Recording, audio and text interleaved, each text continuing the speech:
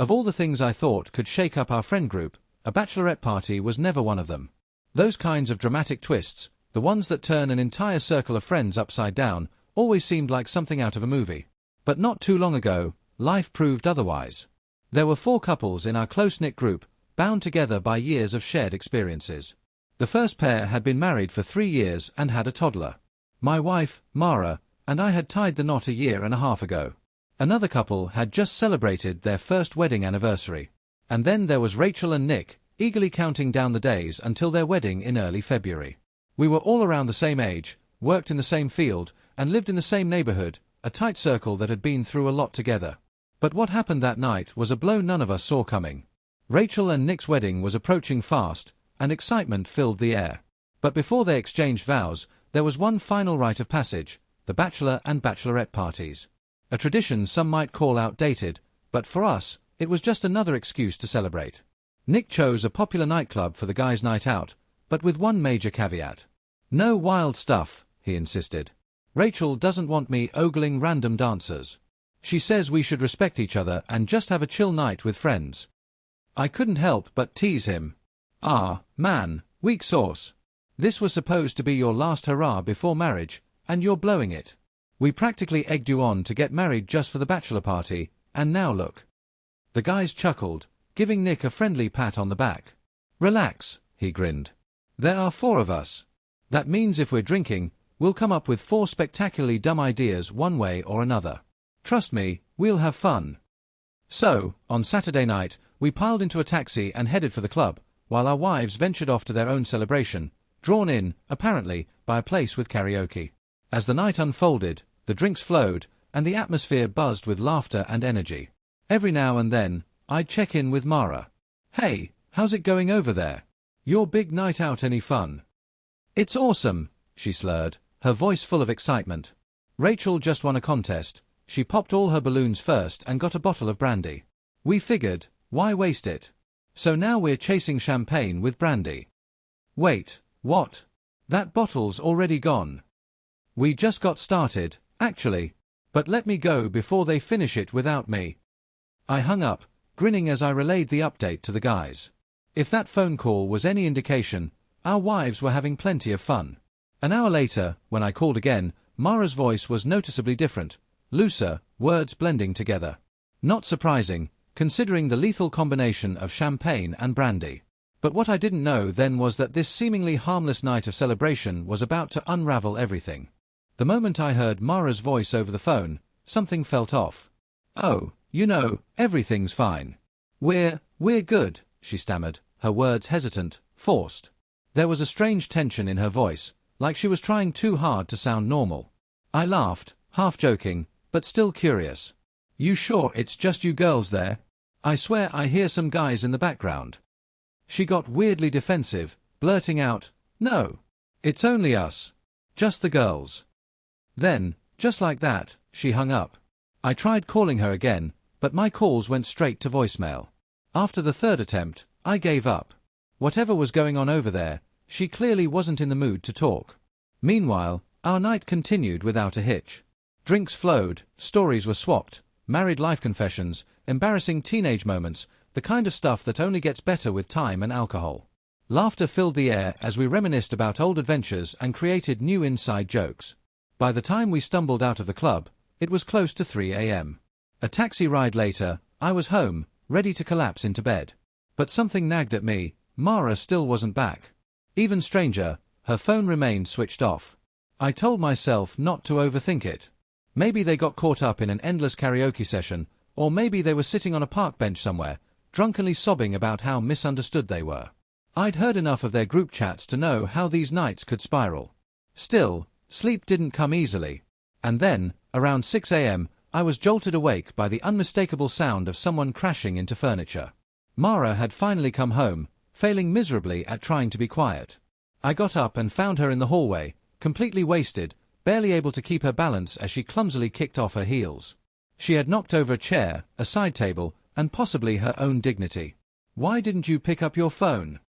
I asked, steadying her as she wrestled with her shoes.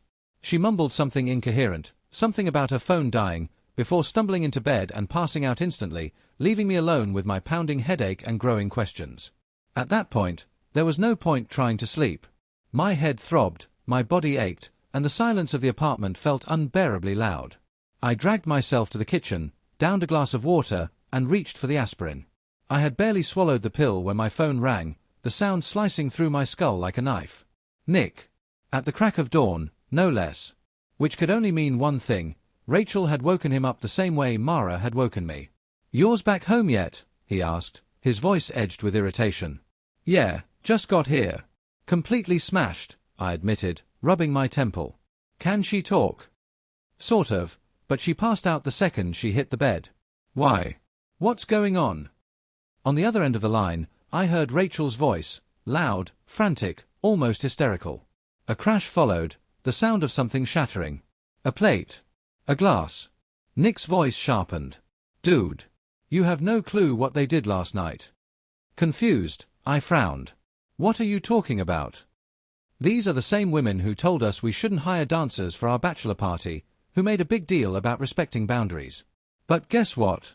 I'm not going to just sit here and swallow this. Look at the pictures." And just like that, the night took a turn I never saw coming. Nick's message came through with a brief apology, followed by the dreaded words, "Sorry, but you need to see this." Then he hung up. Heart pounding, I opened my messages. The photos loaded in an instant, and with them, any hope of misunderstanding shattered. There was no room for doubt. My wife, along with Rachel and the other girls, wasn't just in the presence of a few guys. They were clearly male dancers, and from the looks of it, the women did far more than just watch. My stomach twisted.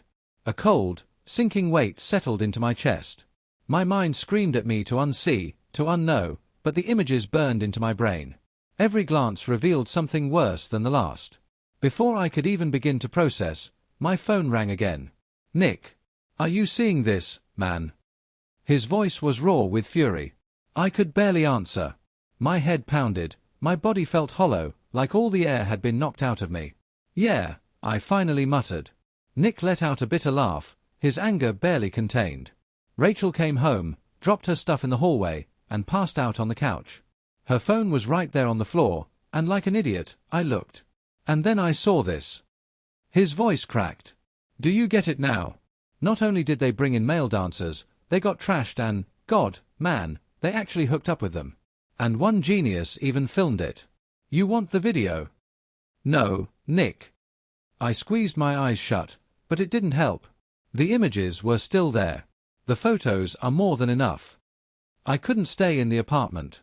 I grabbed my jacket and walked out, aimlessly wandering the streets, trying to process the train wreck my life had just become. The betrayal felt physical, like something had been ripped out of me. By the time I returned, I knew exactly what I had to do. I walked into the bedroom, grabbed a duffel bag, and tossed it onto the bed. "Pack your things," I told Mara. She blinked up at me, still groggy from the night before, her face a mess of confusion and regret. "Wait, what? What's going on?" I threw my phone onto the bed, screen facing up. "You tell me." She scrambled for excuses, her words tripping over each other. "That's not how it looks. You misunderstood.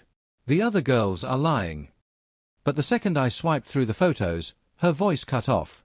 Silence. Because there was nothing left to say. An hour later, Nick sent a group text that sent shockwaves through our entire social circle. "The wedding is off. If you want details, talk to Rachel." That was it. No explanation, no plea for understanding. Just a clean, brutal cut. On what should have been his wedding day, Nick gathered the guys for drinks. None of us were in good shape. We sat there, still raw, trying to make sense of it all. How do you get so drunk that you forget basic boundaries? Or was it never about the alcohol? Was it something they wanted all along? A few beers in, the irony hit us. We had fought over whether we should even have dancers at Nick's bachelor party, only to find out our wives had taken things to an entirely different level. And in that moment, it was clear, we had been played. So, with nothing left to lose, for newly single guys made a decision. If we were going to be blindsided like this, if our worlds were going to be flipped upside down in a single night, then screw it, we were having our bachelor party after all. 3 breakups. 1 night. And the realization that everything we thought we had was nothing more than an illusion.